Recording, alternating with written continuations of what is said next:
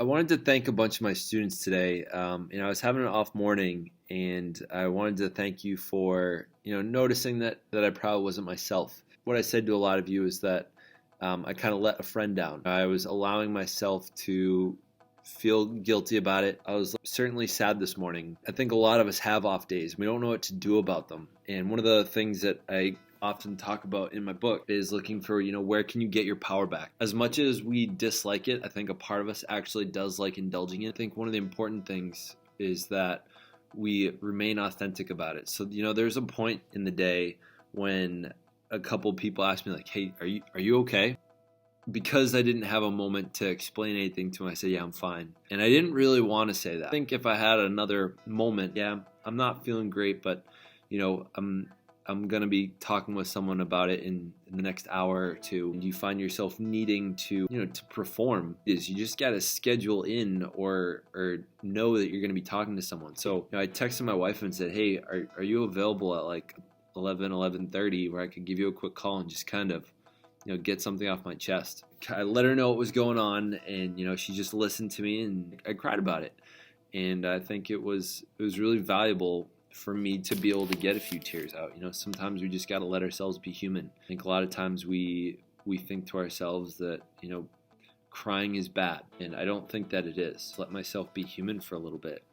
And after getting those out and getting a little bit past the emotion, more into the logical, and realizing what happened was a friend of mine had asked for some help, and in the moment I was not willing to give up the thing that I was doing in the moment for them.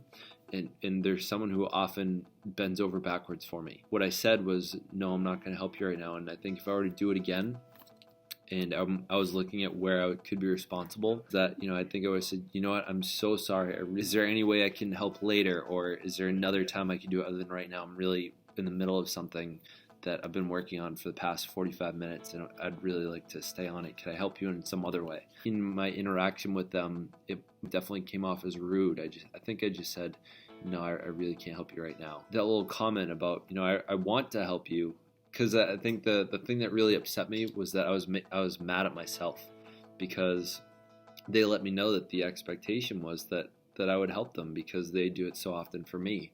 I think because I let them down, I really would expect that of myself. And part of me was even proud of myself, because sometimes I have a hard time saying no to people when I'm in the middle of something, and sometimes it becomes a problem. Being mad at myself because sometimes I do a poor job planning things, and so I'm down to the last minute. I'm working on something, and I can't afford those last minute things when I'm pressed to the timeline.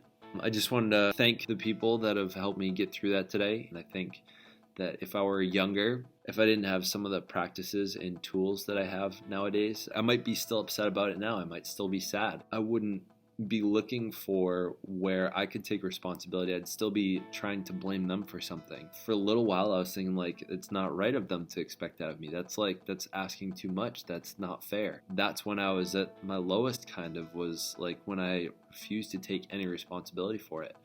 And it's easy to do that, right? It's easy to take no responsibility for it. And when you look to see where it is that you could have changed something and made a difference for them, that was when I actually got my power back and I was able to be okay again. So I think the real takeaway from this is, when you have yourself starting off like a real not great day, there are a couple things you can do. You can ask yourself, first off, am I committed to being angry about this all day and upset about it, or not?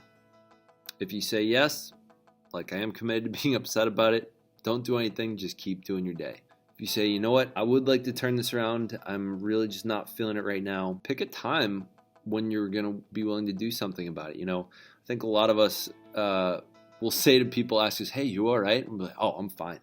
I think that when we be honest with ourselves and we're not fake about it, right, even to our friends, and we say, I'm just going to be with it for now, but, I'll tell you what, by fourth period, like, I'm gonna have it turn around over it by this time, then I'm gonna go talk to somebody," right? If we have like that person that's like, that'll be our, like that person that's committed to listening to us and having us get through something. For me, it's my wife. I'm really lucky to have her.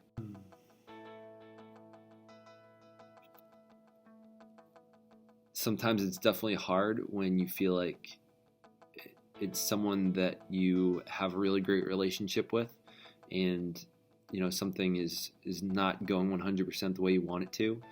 And I think the best way to deal with that is really looking at where can you take responsibility. If you stay in that inquiry and you find what it is, because there's always something that you can be responsible for when you're the one that's upset. When you can find that, that's when you get your power back. The only question is, when do you want your power back? I just wanted to share that little human moment today. So stay human and stay weird.